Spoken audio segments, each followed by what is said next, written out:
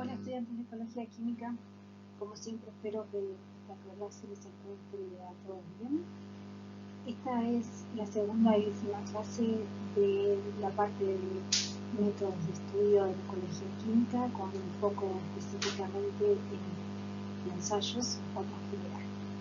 Habíamos terminado en la clase pasada con los conceptos generales de los ensayos, especialmente habíamos visto algunos de ensayos para sustancias volátiles en las cuales se utiliza aire en movimiento.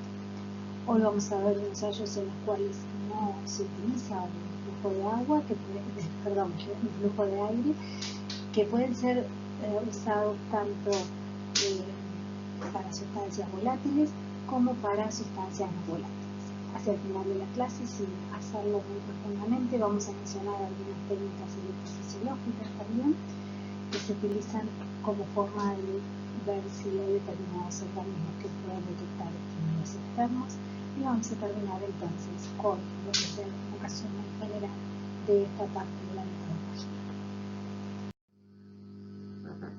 En cuanto a los equipamientos utilizados en ensayos donde no hay un aire en movimiento, son bastante más simples que los que se utilizan cuando sí lo hay en la clase pasada. Y de hecho, este tipo de ensayos son los que suelen ser diseñados en forma más casera. Las arenas de ensayo pueden ser cosas tan simples como placas de Petri, cajas donde se ofrece el estímulo, por ejemplo, de las plantas, se ve cuando un herbívoro prefiere una u otra. Se pueden hacer ensayos también de este tipo en invernaderos. Estamos hablando entonces de que no hay una fuente externa controlada del aire. Podrían considerarse también estos ensayos como parte de ensayos de campo, donde el aire obviamente no está quieto, no hay un control de ese aire al cual están expuestos tanto los estímulos que se ofrecen como los organismos detectores. La forma de ofrecer los estímulos es similar a lo que tiene que ver con posibilidades múltiples, como es el caso de los ensayos con aire en movimiento, donde se aplican los estímulos a los que se están estudiando, pueden ser muy diferentes materiales, otra vez, papeles de filtro, varillas. Se pueden incorporar en las propias dietas, como vamos a ver en ejemplos más adelante en esta clase. Si estamos hablando de un ensayo donde los estímulos a ofrecerse son volátiles, es necesario que el dispensador, el sustrato en el cual se aplican las sustancias volátiles, realmente permitan a estas sustancias que sean volatilizadas de ese sustrato.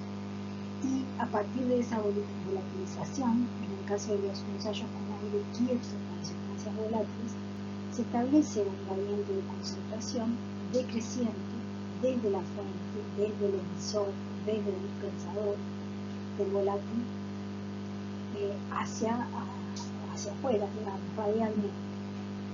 Y ese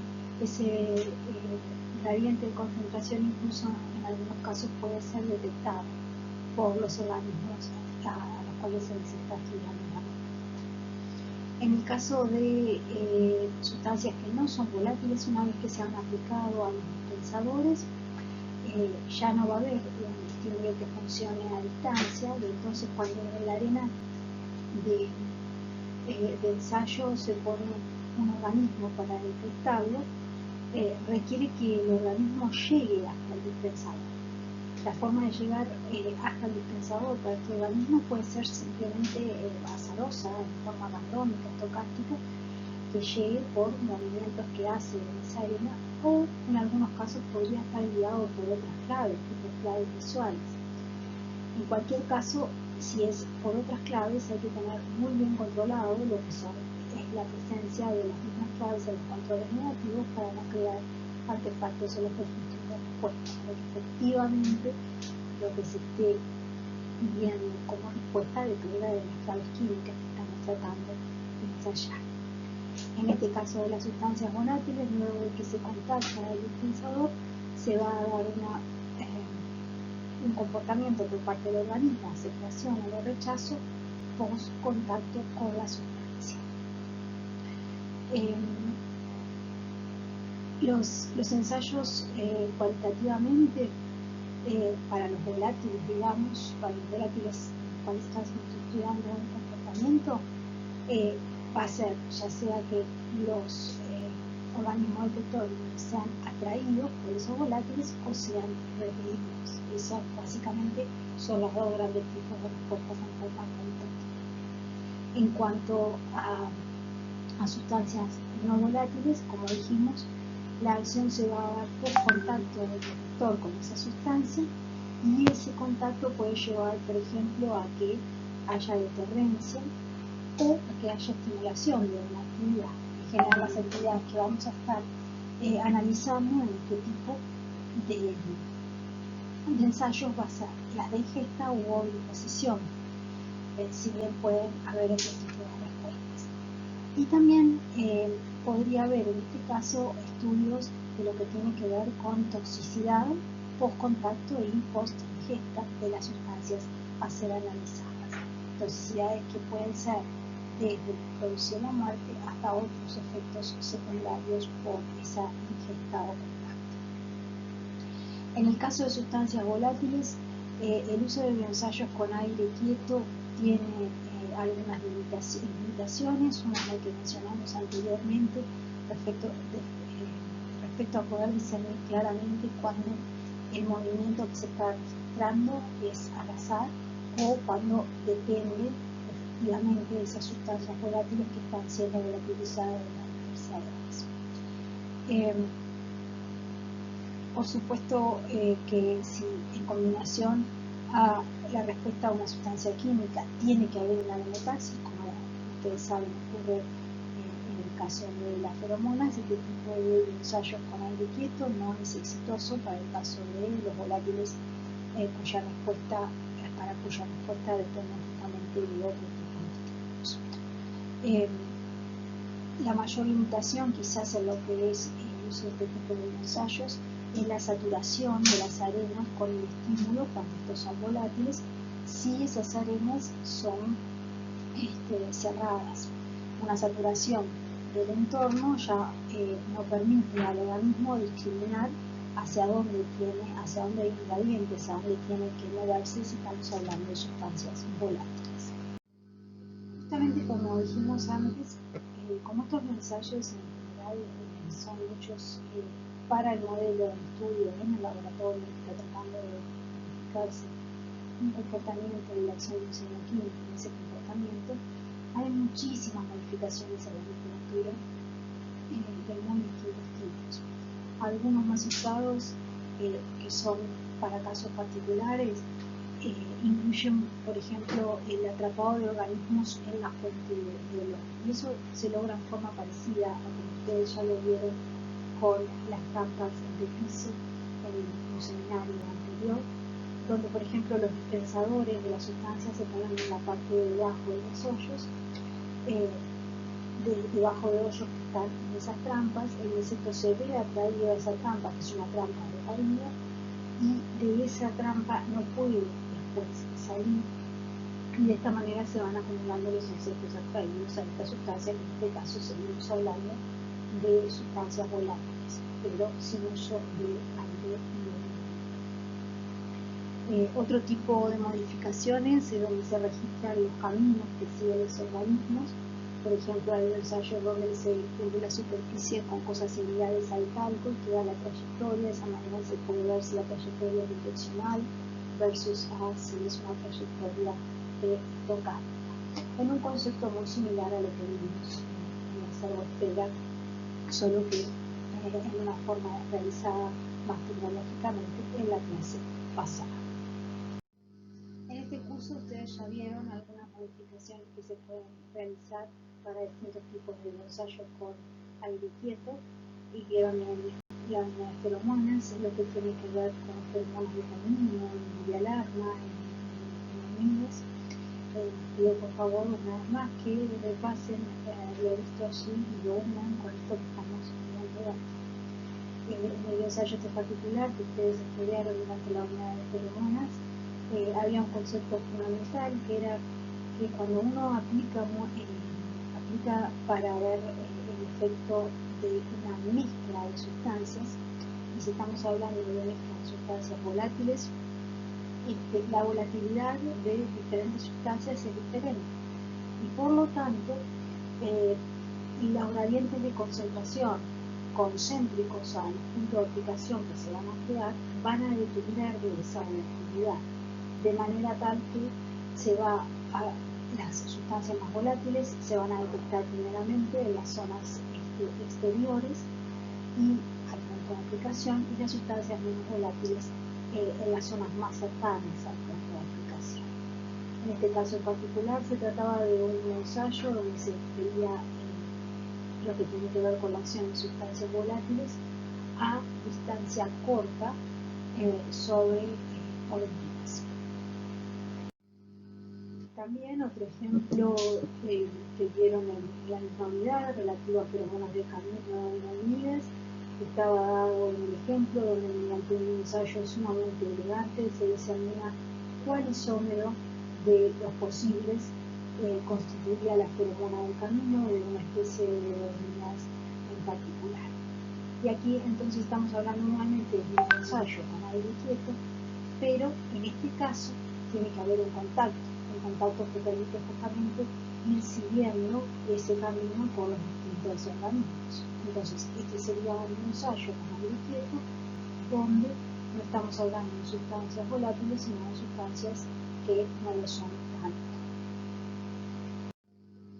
Y finalmente, siguiendo con este ejercicio que les estoy pidiendo en forma continua en estas clases, quiero que a la hora de estudiar revean lo que tiene que ver con el seminario dictado por los compañeros Amin y Lucy, donde se vio una serie de ensayos que tenían que ver con la ingesta de determinadas larvas en sustratos. Si ustedes se fijan y lo juntan con lo que los conceptos generales que estamos viendo hoy, ese ensayo correspondía a un ensayo con aire quieto.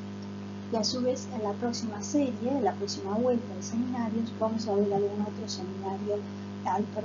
otro ensayo con aire quieto que también es interesante que ustedes lo conceptualicen en el marco de estas explicaciones. Desarrollar un ensayo para evidenciar un estímulo puede estar afectado por los distintos puntos de decisión. En este caso vamos a ver un poco acerca de cómo los herbívoros seleccionan potenciales hospederos a través de sustancias no volátiles. Lo que se pretende ilustrar en esta figura es justamente que hay distintos puntos de decisión. Por ejemplo, si una larva está tratando de encontrar una larva herbívora está tratando de encontrar una planta hospedera, las larvas suelen estar en el entorno de esas plantas, probablemente porque ya los huevos de las cuales emergieron fueron dispuestos por las madres en zonas donde era apropiado que estas larvas se desarrollaran. Y de no ser así, bueno, muchas larvas tienen un buen movimiento y pueden caminar hasta contactando en esos caminos distintos potenciales plantas hospederas y haciendo así distintos tipos de decisiones una vez que se han contactado esas plantas. Entonces, el contacto con una planta por parte de una larva herbívora puede llevar a su aceptación, y en este caso sería por la detección de sustancias que le indican a la larva que es un hospedero adecuado, o son favoestimulantes. O podría llevar a la reyección, en ese caso el proceso comienza todo de vuelta, con las larvas buscando y encontrándose con distintos potenciales hospederos hasta encontrar el que es correcto. Una vez que se encuentra el hospedero correcto, la larva acepta a esa planta como alimento, va a empezar su desarrollo. En ese desarrollo, como ustedes saben, va a haber parte de la metamorfosis, van a existir distintas mudas, y lo que va a ocurrir es que si efectivamente esa planta hospedera era una planta adecuada para completar el desarrollo, de esas larvas van a producirse, ya sea a través de pasaje por pupas o con la metamorfosis completa, o si fueran larvas de metamorfosis, de insectos de metamorfosis incompleta, ya el pasaje a adulto. Bueno, si esas plantas eran adecuadas, entonces se va a completar adecuadamente el ciclo, dando así emergencia a los adultos de la siguiente generación. Sin embargo, si esa planta, a pesar de haber sido elegida, no era un hospedero óptimo, se puede llevar a que el ciclo sea cortado. Y todas estas decisiones de aceptación y rechazo están dadas por, en muchos casos, sustancias químicas que justamente son o fagoestimulantes o fagodeterrentes. Pero no necesariamente las mismas sustancias son las que van a ser los nutrientes que permitan que se vea adecuadamente el ciclo. Por otro lado, hay que ver qué es lo que vivimos. Cuando, por ejemplo, se está tratando de estudiar si hay una sustancia que es fagoestimulante para un alargo y a su vez que le indica cuál es el hospedero correcto, cuando se da cuando empieza el desarrollo y este desarrollo falla, y porque no había una apropiada cantidad de fagoestimulantes, por ejemplo, que indicaran que la dieta era la adecuada, o porque faltaban nutrientes esenciales que permitieran la finalización del ciclo. Entonces, cuando estamos tratando de hacer este tipo de caracterizaciones que les estaba tratando de ilustrar respecto a cómo se eligen potenciales hospederos, en general lo que se estudian son actividades estimulantes, ya sea de lo que es la alimentación, ya sea de lo que es la oviposición, porque en muchos casos son las hembras que tienen que elegir cuál es la planta correcta para que las larvas que emergen de los huevos que ellas ponen tengan un correcto desarrollo, porque muchas larvas no tienen la capacidad de movimiento, de dispersión, como para irse de la planta donde han emergido de sus huevos.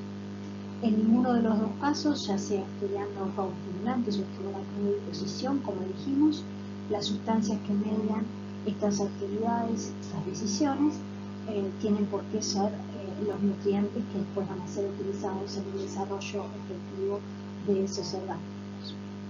También puede ser que un hospedero sea rechazado no por la ausencia de estimulantes, sino porque tiene sustancias inhibidoras tanto de los procesos de alimentación como de oviposición.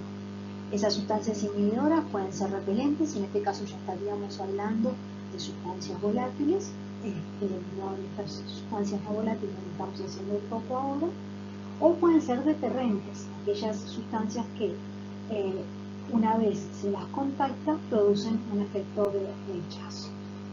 Pero otra vez, no necesariamente estas sustancias que se caracterizan como deterrentes, ya sea de administración o de oviposición, tienen por qué ser necesariamente tóxicas. Pueden ser un estímulo que la larva asocia al hecho de que, la hembra que va a oviponar, cualquiera de los dos, asocian al hecho de que esa no es una planta hospedera adecuada para completar el ciclo biológico. Cuando se están desarrollando ensayos tendientes a caracterizar sustancias no volátiles como determinantes de la alimentación, hay varios factores a la hora de diseñarlos que hay que considerar. Un primer factor tiene que ver con cómo comen los insectos. Si bien hay muchos tipos de alimentación a los insectos, podríamos identificar cómo esto influye en los ensayos con el grupo de los masticadores versus el grupo de los chupadores. El grupo de los masticadores simplemente tiene un aparato bucal cuyas mandíbulas pueden, imagínense en forma similar o como nos alimentamos nosotros, pueden deshacer el alimento con el que se encuentran una vez que esté sido contactado. En el caso de los chupadores, que hay distintos tipos, tienen que insertar una parte de su aparato bucal en lo que es el alimento para después succionar, o bueno, por diferencia de presiones, ocurre que ingresa al organismo parte de, si es un herbívoro, de lo que es el vegetal, que es lo que constituye el alimento. Entonces, cuando vamos a desarrollar un ensayo, yo a un insecto chupador no le puedo simplemente ofrecer una superficie, porque el insecto chupador, como dijimos, tiene que justamente insertar parte de su aparato bucal en lo que va a ser su alimento, en la planta, en el caso de los alimentos. Entonces, hay que tener mucho cuidado cuando se hace un diseño de un ensayo en tener en cuenta cómo el insecto en el cual se está tipificando una característica respecto a un semioquímico ingiere el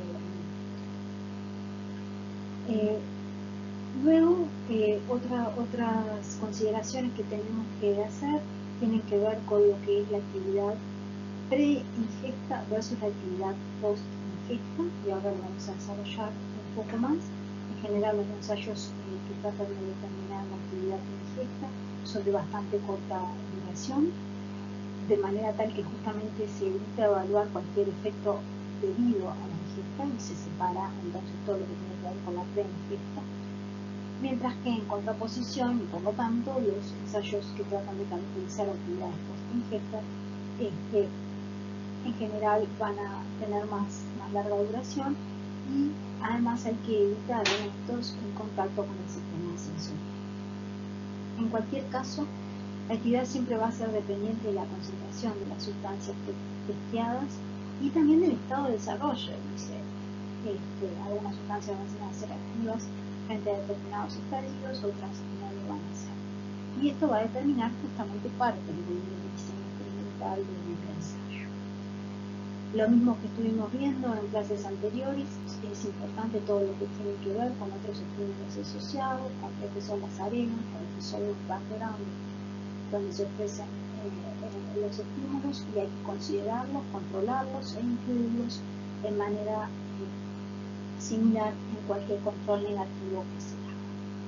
También, si vamos a testar mezclas, está todo lo que tiene que ver con efectos sinérgicos y antagónicos de las diferentes moléculas que puedan estar en el medio, cuyas concentraciones tienen que reflejar siempre, y los conceptos ya los vimos en la clase anterior, lo que son las concentraciones que ocurren a nivel ecológico en el marco que se dan las interacciones que se está tratando justamente de caracterizar.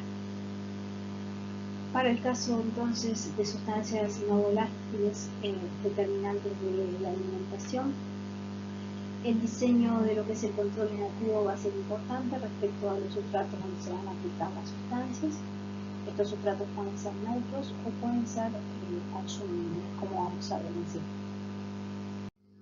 Respecto a los ensayos que intentan determinar si determinadas sustancias tienen una actividad, por ejemplo, de fagostimulación, antes de que el organismo empiece tan siquiera a ingerir el alimento, esperamos que si hay una actividad que estimula, vaya a haber una respuesta aumentada respecto a la del control negativo. Y si hay una sustancia que es deterrente, entonces esta actividad se va a ver traducida en una respuesta disminuida respecto a la del control negativo correspondiente. Ahora bien, ¿qué es ese control? El control es el sustrato sobre el cual aplico la sustancia que yo estoy tratando de determinar esa actividad, ya sea estimulante, deterrente o potencialmente neutra. Esos sustratos los hay de muy distintos tipos. Pueden ser sustratos neutros desde el punto de vista alimenticio, que es esto, que no tengan ningún tipo de nutrientes. Hay sustratos neutros abióticos que son aceptados por los insectos. Luego tenemos muy común las dietas artificiales. En el laboratorio muchas veces los insectos se crían, como vamos a ver un poco hacia el final de este curso, y como ya vieron en algunos seminarios, se crían sobre lo que se conoce justamente como dietas artificiales, que tienen determinados nutrientes. Estas mismas dietas, que son apropiadas para el desarrollo de los insectos, una porción de ellas pueden ser utilizadas como sustratos donde aplicar la sustancia que se está tratando de ver su actividad respecto a la ingesta.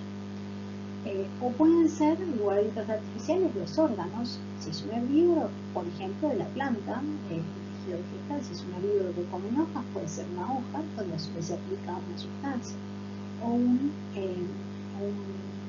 fracción de esa hoja, como ser un disco, como vamos a ver insectos que se alimentan sobre determinadas partes de una planta y no sobre otras. Cuando se va a hacer un ensayo es necesario ofrecerle la parte apropiada. En esos casos esos sustratos tienen que ser justamente las partes sobre las cuales suelen alimentarse.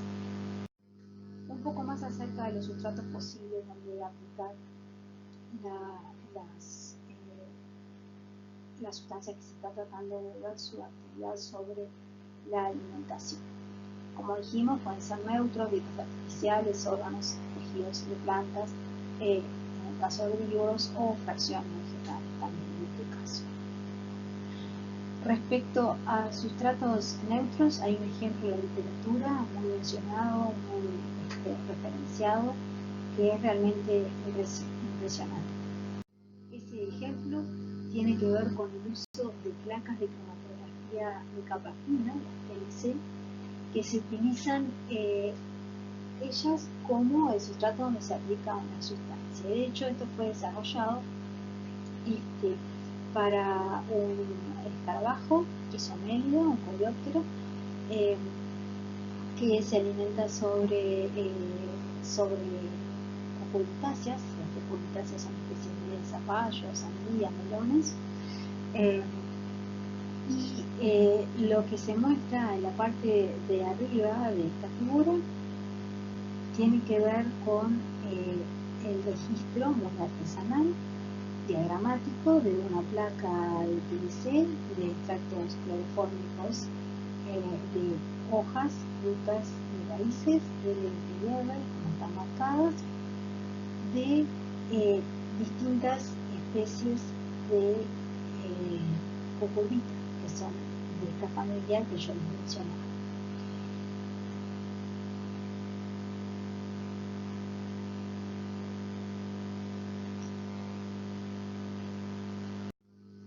Se aplican entonces estos extractos a las TLC, se corren con una fase móvil apropiada, se da la separación mediante esta cromatografía, como todos ustedes ya saben que sucede. Y lo impresionante de esto es que la forma de detección, lo que muestra aquí las manchitas en este diagrama, no está dada por un revelador, como usualmente se hace en una cromatografía en capa fina, sino que lo que se hace para hacer la detección de estas manchas que corresponden a separaciones de fracciones dentro de un extracto vegetal que ha sido sembrado en esta placa fina, esta detección lo que se hace es poner sobre las placas estos isomelios, estos escarabajos con brote de hoja que les comentaba, y ver dónde se alimentan. De esta manera, donde se alimentan se los marca como lo que sería una mancha, que después, comparando la placa corrida en idénticas condiciones y revelada ahora sí por un revelador químico, se ve que hay una correlación.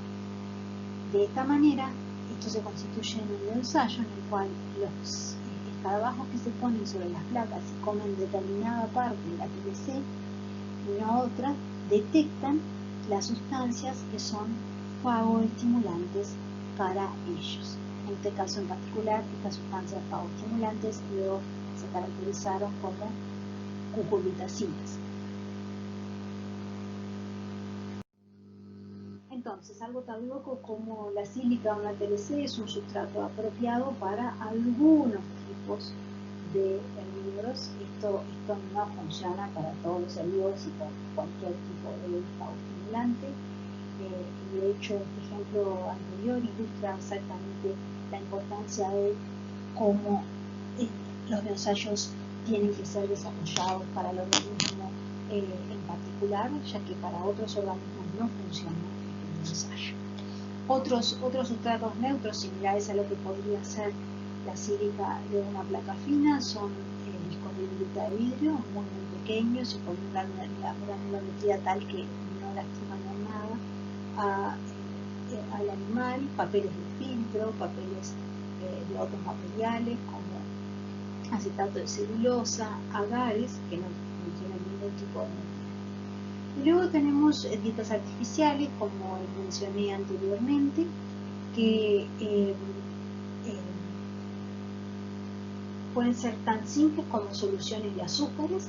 En muchos casos las soluciones de azúcares son ingeridas, aunque no son nutrientes completos, son ingeridas por muchos herbívoros, y entonces se puede hacer un ensayo muy simple agregando esas soluciones de azúcar en la sustancia que se quiere, ese favor deterrente o favor estimulante, y haciendo el control apropiado en ausencia de esa sustancia, se ve si como dijimos al principio, si la actividad es aumentada o disminuye. Esas son dietas muy simples. Después hay dietas cuya composición es bastante compleja, pero en cualquier caso tiene que ser una composición conocida, uniforme, que pueda ser repetida en distintos ensayos. Hay muchísimas dietas desarrolladas, por ejemplo, para lepidópteros, para, como les mencionaba, cría en un laboratorio, de colonias de laboratorio, pero estas también pueden ser utilizadas como sustratos de ensayo. Otras dietas simples requieren el agregado de vegetales. Este agregado también tiene que ser uniforme, protocolizado, en cantidades conocidas. O puede haber una aplicación de las sustancias, como dijimos ya, en órganos enteros, en tejidos vegetales, en discos de planta, como se muestra en estas dos figuras, donde hay una hoja entera que está consumida por un herbívoro, y donde hay un ensayo donde hay 4 hojas de disco con 2 herbívoros que están consumiendo una de ellas. En ambos casos, este material vegetal que está cortado es de muy fácil disecación, justamente por estar cortado. Una manera de evitar que durante el ensayo estos materiales, simplemente porque se secan, ya no sean alimento apropiado, es ponerlos sobre camas de agar que les retienen justamente la humedad.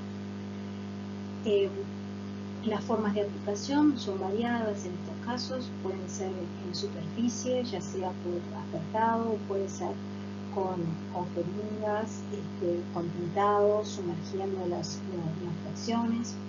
En caso de insectos que tengan que insertar su aparato bucal en lo que son los tejidos, como mencionábamos previamente, entonces las sustancias deben estar internamente en los vasos de los tejidos vegetales. En ese caso lo que se hace es sumergir los pecíolos de las hojas, se utilizan hojas enteras,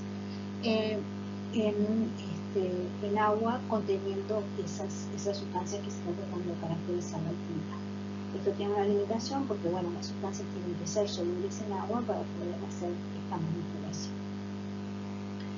En el caso de insectos que solo comen un tipo de insectos herbívoros que son monófagos, por ejemplo, comen un solo tipo de planta o una especie en particular, la implementación de sustratos de ensayos de este tipo se hace más compleja porque es difícil frente a un único tipo de alimento, cualquier cosa exógena, poderla caracterizar como algo deterrente o inhibidor de la alimentación, siendo que ellos son monófagos y no les sirve ninguna otra cosa que ese alimento en particular. Cuando se está diseñando un ensayo de Prenigista hay que tener las mismas consideraciones conceptuales que cualquier otro ensayo. Las cantidades iniciales a testar, como ya discutimos en la clase anterior, son difíciles de decidir. El concepto siempre central que lidera los intentos para llegar a las cantidades apropiadas tiene que ver con que sean similares a las naturales. Ahora bien, estas cantidades similares también dependen de cómo sea el ensayo, porque podría ser que por la forma de aplicación hubiera problemas de disponibilidad, en el sentido que a pesar de que aplico lo mismo que en contextos naturales, por interacciones que se dan en ese setting, la disponibilidad sea menor. también puede haber en el mismo sentido problemas de dilución. Aquí tenemos la diferencia entre que las sustancias químicas estén en la superficie en dietas artificiales que cuando empiezan a comer o estén en el interior. Similar a lo que vimos en la clase pasada, siempre hay que hacer previo a lo que es la obtención de resultados un ajuste de lo que son las cantidades. Se suele comenzar con cantidades variables en una escala logarítmica para después ajustar en forma más fina a partir de donde se detecta la actividad. Luego, un asunto que es muy variable en la literatura y que de hecho depende un poco de los herbívoros que se están utilizando como detectores, es el hecho de si esos herbívoros tienen que estar privados de comida previo a los ensayos o tienen que estar bien alimentados. La discusión de si usar uno u otro tiene que ver con cómo se visualiza la actividad. Para algunos insectos en particular es mejor que estén privados de comida. Sin embargo, para otros la privación de comida hace que pierdan todo tipo de discriminación, en el sentido de que se alimentan por no haber tenido comida previamente de cualquier cosa, aun de cosas que en condiciones naturales no serían una opción de alimentación. ¿Cómo se decide esto? Otra vez, haciendo preensayos para ver cómo afecta el hecho de privarnos de comida la actividad versus a lo que hacen cuando no están privados de comida. Y luego tenemos todo lo que tiene que ver con la experiencia previa del herbívoro respecto a una sustancia, si ha sido expuesto o no a ella, y si eso genera en el herbívoro algún tipo de inducción de aversión, de rechazo, inducción de estimulación, o acostumbramiento, o aprendizaje. En el caso particular de los diferentes estadios hay que tener en cuenta siempre que los neonatos, las larvas 1 o ninfas 1, en general consumen muy poco y entonces no suelen ser detectores útiles de una actividad, además de que son muy frágiles y por lo tanto difíciles de manipular, por lo tanto no suelen ser utilizados. ¿Qué registramos en un ensayo donde estamos tratando de discernir si una sustancia tiene efectos simplemente por contacto antes de la ingesta del alimento?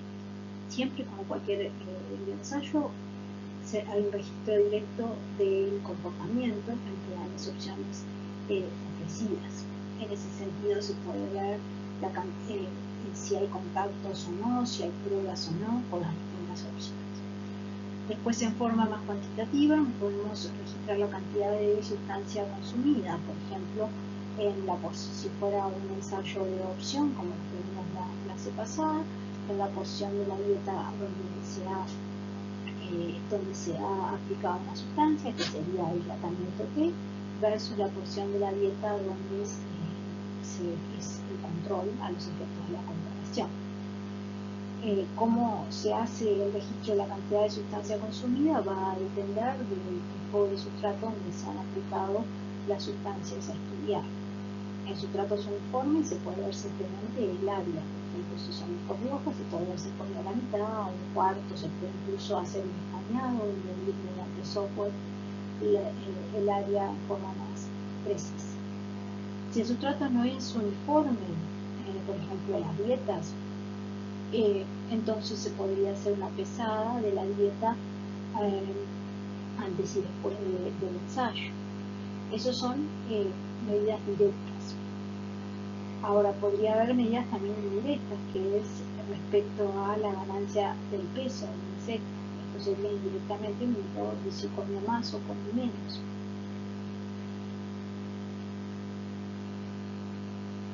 Sin embargo, los periodos de tiempo de estos ensayos, que son muy cortos, como dijimos anteriormente, esto no suele ser un buen registro. O si produce más o menos material fecal. Similarmente a lo anterior, en este tipo de ensayos no a largo plazo, tampoco es el mejor de los registros.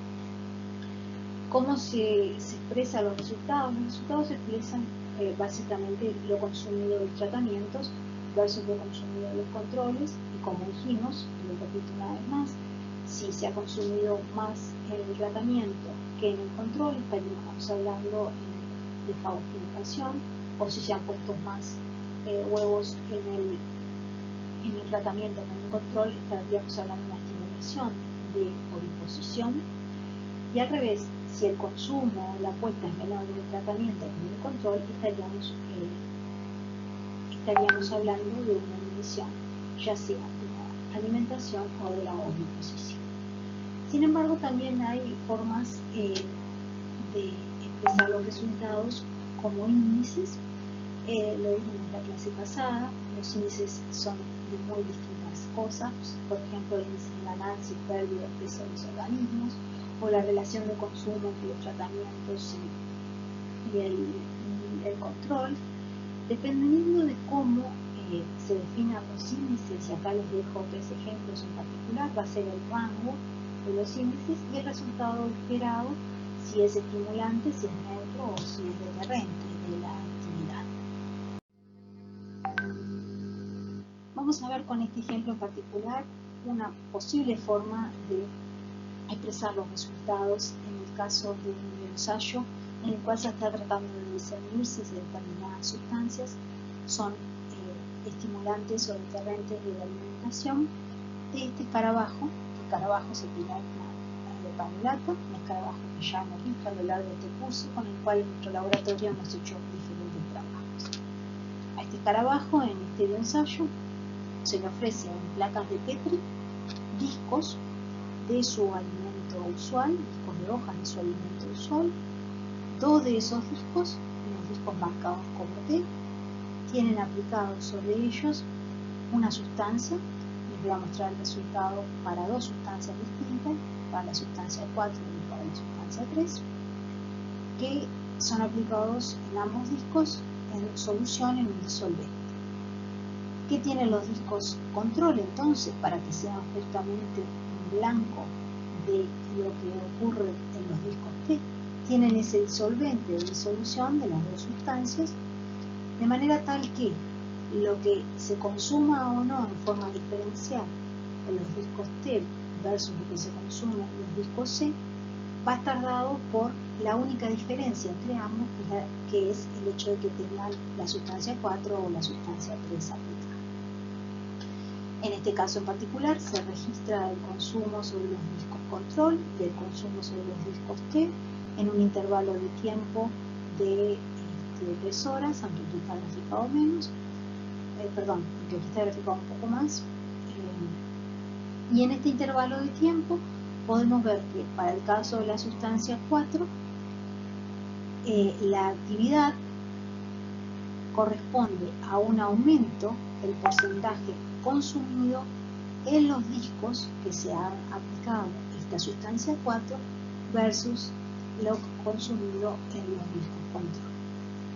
Entonces, como hay un aumento de lo consumido cuando está la sustancia 4, decimos que esta sustancia es fagoestimulante. Este es un registro en función del tiempo, registro que se puede ver en forma análoga a la gráfica de abajo para la sustancia 3. Y si vemos qué es lo que ocurre para la sustancia 3, lo consumido sobre los discos tratamiento es menor que lo consumido sobre los discos control. Por lo tanto, la sustancia 3 es una sustancia deterrente, inhibidora del consumo. A su vez, eso es en función del tiempo, como dijimos. Podríamos en cada uno de los tiempos calcular este índice de aceptabilidad de deterrencia, que si lo definimos como el cociente entre la diferencia de lo consumido en el control y el tratamiento sobre el consumo total, este índice de deterrencia esperamos que sea negativo cuando el control es menor que el tratamiento. Y si el control es menor que el tratamiento, quiere decir que justamente el tratamiento es un estimulador, como vemos en las gráficas. Al revés, en el caso de la sustancia 3, el índice de deterrencia nos da un valor positivo, que si miramos el cociente, corresponde a un aumento del consumo del control respecto al tratamiento, y por lo tanto el tratamiento es un deterrente o inhibidor de la alimentación. Y ya terminando un poco con los ejemplos que tienen que ver con actividades que tengan un efecto de la alimentación, muchas veces es necesario discernir a la hora sobre todo de hacer desarrollos o de estudiar mecanismos de acción.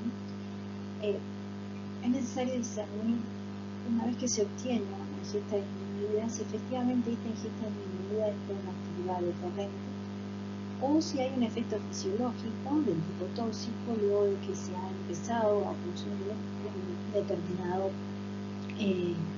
alimento. Ahora bien, si hay una ingesta disminuida, es difícil ver si, como se deja de alimentar el organismo detector, es difícil ver los efectos tóxicos completos. En este sentido, para hacer ensayos para discernir este efecto fisiológico, o sea, si realmente se ingiriera, tenemos que de alguna manera evitar el sistema sensorial que detecta en ese organismo que está esta sustancia que hace que tenga una alimentación reducida. Las formas de hacer esto, de evitar el sistema sensorial, básicamente son de dos grandes tipos. Uno es lo que es la ingesta forzada, donde, como se ve en la figura, se puede hacer una canulación, por ejemplo, de una larva. Hay técnicas para hacerlas, laboratorios donde se hacen, donde está protocolizado como mediante una jeringa hacer llegar una determinada sustancia a ya el tracto digestivo de la larva mediante justamente como canulación o algún tipo de inyección directa que no les causan daño a esas larvas. De esa manera se pueden suministrar distintas dosis e incluso hacer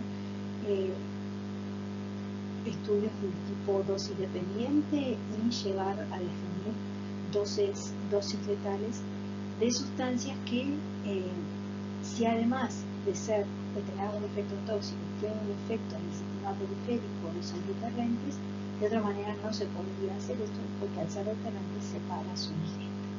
Otra manera de evitar el sistema sensorial es mediante microcirugías por ablación de las encinas que detectan a esas sustancias que son deterrentes. En cualquier caso, los diseños de ensayo en cuanto a todo lo que tiene que ver con la inclusión de controles, el número de réplicas, las condiciones controladas, es similar a todo lo anterior, solo que vamos a medir diferentes variables.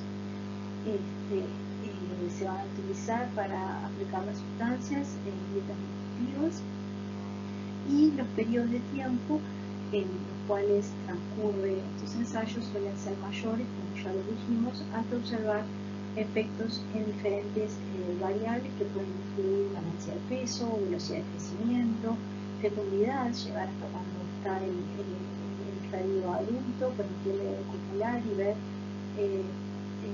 si la fecundidad es afectada por las sustancias en el estudio.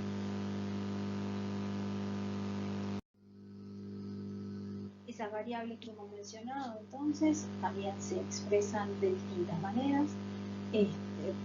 Se pueden definir índices a medida, siempre en comparación con lo que ocurre con el control, que sería el caso en el cual no se aplica ninguna sustancia, pero sí se hace la técnica. Es importante que los controles sean tratados igual que los tratamientos. Entonces, si se hace ablación en los tratamientos, entonces en los controles también se hace ablación. Si se hace una canulación para introducir la sustancia en el estudio, también en los controles donde se hace una granulación, solo que sin la sustancia en estudio, solo con los disolventes utilizados. Entonces, decíamos, se pueden definir índices de distintos tipos, las velocidades de consumo, la velocidad relativa respecto a la cantidad de masa que tiene el insecto. Esto es relativo porque, bueno, insectos más pequeños ingerirán menos que insectos mayores. La velocidad de ganancia de masa en el tiempo, y así diferentes tipos de índices. Siempre recordar todo esto que estamos viendo conlleva en la mano un análisis estadístico apropiado de los datos que se obtienen, y estos análisis estadísticos siempre se hacen en general de los datos en relación a lo que pasa en los tratamientos versus lo que pasa en los controles.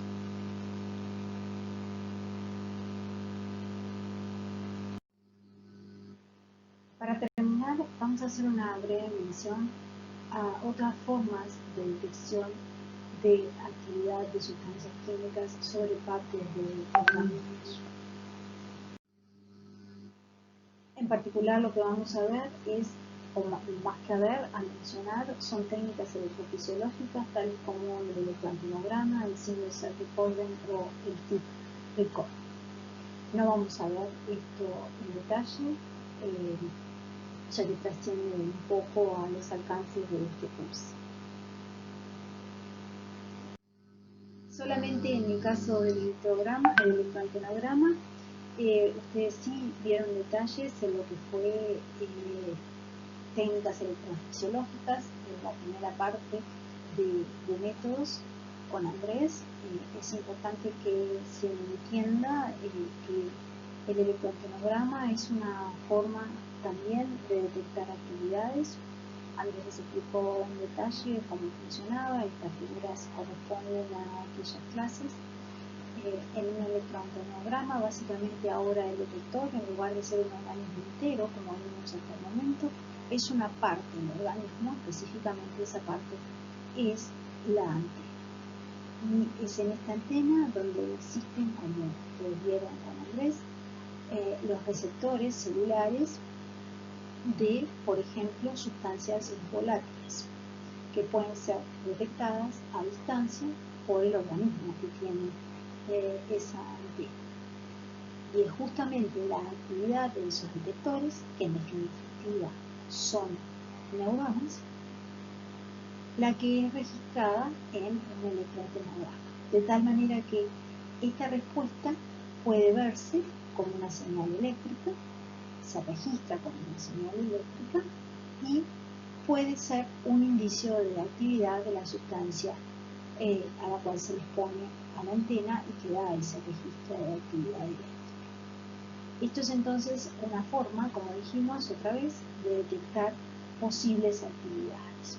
Es importante tener en cuenta que tanto en la electroantenografía como en las otras técnicas que ahora vamos a mencionar, la detección de una actividad no necesariamente quiere decir que esta sustancia en el contexto ecológico y natural tenga una actividad, pero suele suceder que si hay registros junto con otras evidencias, entonces esta técnica es un refuerzo para evidenciar determinada bioactividad. Como dije, no vamos a explicar en detalle nuevamente la electroantenografía, pero sí los remito a técnicas electrofisiológicas que vieron en la parte 1 de métodos. En formas similares a lo que se hace en electroantenografía, existen otras técnicas electrofisiológicas, similares en cuanto a que se está estudiando la actividad que está mediada por quimioreceptores en partes del insecto. Estas técnicas electrofisiológicas pueden aplicarse cuando estos quimioreceptores realmente están accesibles en forma periférica y corresponden a técnicas como lo que se conoce como Single Cell Recording, SCR, que se utiliza mucho para receptores olfactorios y que específicamente se estudia la actividad en una célula aislada, olfativa, mediante sistemas, llamémosle análogos a la electrotomografía, en el sentido de que se cierra un circuito eléctrico a través del cual puede verse si se produce una señal eléctrica cuando estos receptores olfatorios son estimulados con determinadas sustancias. El caso de la otra técnica, la del tape recording, también se utiliza en forma análoga, se utilizan sencillas quimiorreceptoras ahora de contacto, ya no para sustancias volátiles, sino para sustancias donde no hay tanta volatilidad, y efectivamente el quimiorreceptor tiene que entrar en contacto estrecho con la sustancia, por ejemplo, de la superficie donde ha sido aplicada. Insisto, esto no vamos a verlo en detalle, pero son métodos también muy utilizados en el campo de la ecología química, y en estos tres últimos casos que hemos visto también hay sistemas caseros, en el sentido de que se los arman en los laboratorios, pero actualmente existen algunos proveedores que venden el sistema entero, ya sea de electrotomografía o el SCR o el tape recording, para hacer estas técnicas con instrumental comercial. Bueno, con esto vamos terminando lo que es la parte 2 de metodologías en ecología química. Espero que a lo largo de estas dos clases se hayan quedado con un concepto central que quiero transmitir, que es aquel de cuál bioensayo debe utilizarse cuando se está tratando de caracterizar a una sustancia como un posible señal químico que media interacciones entre organismos. El bioensayo a utilizar siempre va a ser un bioensayo a medida, aunque parezca tonto, y tiene que ser muy simple, y en esa simplicidad tiene que verse reflejada la interacción ecológica que se está tratando de visualizar. Si quiero ver si una sustancia es atractiva, tengo que ver la fracción de mi detector, del organismo que, por ejemplo, estoy utilizando. El ensayo tiene siempre que reproducir el efecto que se busca evidenciar, y además tiene que reproducirlo para la sustancia que tiene ese efecto y no para cualquier sustancia. En ese sentido se dice entonces que el ensayo tiene que ser discriminante. Y bueno, además tiene que ser replicable, que yo pueda volver a hacerlo en un bloque distinto, ajustando las condiciones de acuerdo a aquellas que se han optimizado durante el proceso de diseño, que, insisto, siempre hay una etapa de diseño cuando se va a hacer un ensayo. Algunas podrán ser muy cortas y se podrá usar protocolos anteriores desarrollados en los propios laboratorios o en otros, pero siempre hay procesos de adaptación. Para terminar entonces, un buen ensayo, un buen diseño del ensayo requiere entonces que las muestras puedan ser evaluadas rápidamente y en forma simple, de manera tal que los comportamientos sean fáciles de observar, y además que en ese diseño se asegure que no se estén creando artefactos, algo que vimos reiteradas veces a lo largo de estas clases. En ese sentido tiene que haber un control apropiado, diseñado, incluido en todo el ensayo, y una prevención de contaminaciones por estímulos previos o la creación de artefactos por sesgos en cómo exponemos los organismos a esos estímulos. Y bueno, con esto estamos redondeando lo que es la parte de metodología correspondiente a los ensayos. En las próximas clases vamos a ver todos estos conceptos que hemos visto en las generalidades de metodología, tanto química como de ensayos, en lo que tiene que ver con actividades que se hacen en nuestro laboratorio de investigación. En ese sentido nos vamos a reunir la semana próxima todos y ver distintos trabajos que se hacen en el laboratorio de ecología. Bueno, espero que sigan bien. que se cuiden mucho y como siempre, ante cualquier duda o consulta, estamos a la orden.